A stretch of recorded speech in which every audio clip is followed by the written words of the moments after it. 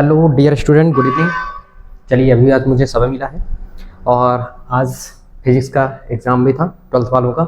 आज हम सिर्फ और सिर्फ डिस्कशन करेंगे ऑब्जेक्टिव पे। ठीक, आज हम डिस्कशन करने वाले हैं फिजिक्स के ऑब्जेक्टिव में।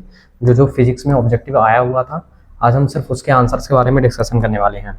तो चलिए तैयार हो जाइए। देखिए, 50 न्यूटन कूलाम एक तीव्रता वाले विद्युत क्षेत्र में 20 माइक्रो कूलाम आवेश रखने पर उस पर आरोपित बल कितना होगा। तो उस पर आरोपित बल जो होगा वो कितना होगा, 1 × 10⁻³ न्यूटन।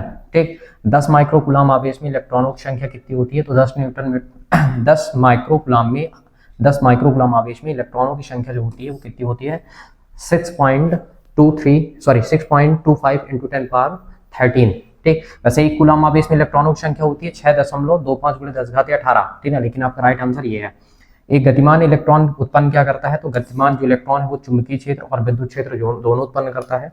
प्रत्यावर्ती धारा परिपथ में वाटहीन धारा होती है। यदि परिपथ में केवल प्रेरकत्व जुड़ा होता है तो उस केस में वाटहीन धारा होती है। ठीक, 0 वाट। निर्वात में विद्युत चुंबकीय तरंग की जो चाल होती है वो होती है C = 1/μ0 × ε0। थोड़ी सी अगर इस पेपर में आपको देखने में प्रॉब्लम होगी तो आप अपने पेपर में टिक करके पता कर सकते हैं कि कितने ऑब्जेक्टिव आपके सही हैं। एक लेंस की फोकस दूरी किस रंग के लिए न्यूनतम होती है। तो बेटा ये होती है बैगनी रंग के लिए न्यूनतम होती है। ठीक, अगले क्वेश्चन में हम डिस्कशन करते हैं। चलिए आ जाइए जल्दी से। सेकंड क्वेश्चन, चलिए ध्यान से देखिएगा। सेल से विद्युत धारा लेने पर टर्मिनल वोल्टता खाली स्थान है। ठीक है, तो क्या हो जाती है, घट जाती है। क्या हो जाती है, घट जाती है। पहले में लिखा हुआ घट जाती है। ओमी प्रतिरोध में VI का ग्राफ क्या होता है, एक खाली स्थान होती है तो एक सरल रेखा होती है। क्या होती है, एक सरल रेखा होती है। विपरीत दिशा में धारावाही दो समांतर चालकों के मध्य खाली स्थान प्रकृति का होता है। ठीक, आकर्षण प्रकृति का होता है। आकर्षण प्रकृति का होता है। प्रतिबाधा का मात्रक होता है, तो प्रतिबाधा का मात्रक बेटा होता है ओम। ठीक, विद्युत चुंबकीय तरंगों की संचरण की प्रकृति खाली स्थान होती है। विद्युत चुंबकीय तरंगों के संचरण की प्रकृति होती है अनुप्रस्थ। ठीक, सरल सूक्ष्मदर्शी खाली स्थान फोकस दूरी का एक अभिसारी लेंस होता है, तो कम फोकस दूरी का। ये हुआ। चलिए आ जाइए सही जोड़ी पे। विद्युत द्विध्रुव आघूर्ण, तो इसका जो मात्रक होता है वो होता है कूलाम प्रति मीटर। विद्युत फ्लक्स का जो मात्रक होता है बेटा वो होता है न्यूटन × मीटर² प्रति कूलाम। विद्युत धारिता का जो SI मात्रक होता है वो बेटा वो होता है फैरड। ये है फैरड। ठीक, धारा घनत्व का जो SI मात्रक होता है वो होता है एम्पियर प्रति मीटर²। स्वप्रेरकत्व का मात्रक जो होता है वो होता है बेटा हेनरी। और विद्युत वाहक बल का जो मात्रक होता है वो होता है बेटा वोल्ट। ठीक, जिन्होंने ये लिखा होगा उसका सही होगा। नेक्स्ट आइए अगला देखते हैं। चालक के भीतर सत्य है। चालक के भीतर विद्युत क्षेत्र शून्य होता है। हाँ, ये बात बिल्कुल सत्य है। चालक के अंदर विद्युत क्षेत्र की तीव्रता शून्य मानी जाती है। ठीक, पृथ्वी का विद्युत विभव अनंत होता है। गलत बात, पृथ्वी का जो विभव होता है वो शून्य माना जाता है। चुंबकीय क्षेत्र रेखाएं सदैव बंद पारा बनाती हैं। ठीक, बंद पारा मतलब बंद वक्र बनाती है। ये बात सही है। एक आदर्श वोल्टमीटर का प्रतिरोध अनंत होना चाहिए। हाँ, ये बात भी सही है। और एक आदर्श अमीटर का प्रतिरोध शून्य होना चाहिए। दीर्घ रेडियो तरंगों की आवृत्ति सर्वाधिक होती है, असत्य, सर्वाधिक नहीं होती, कम होती है। ठीक, अब आ जाइए यहाँ पे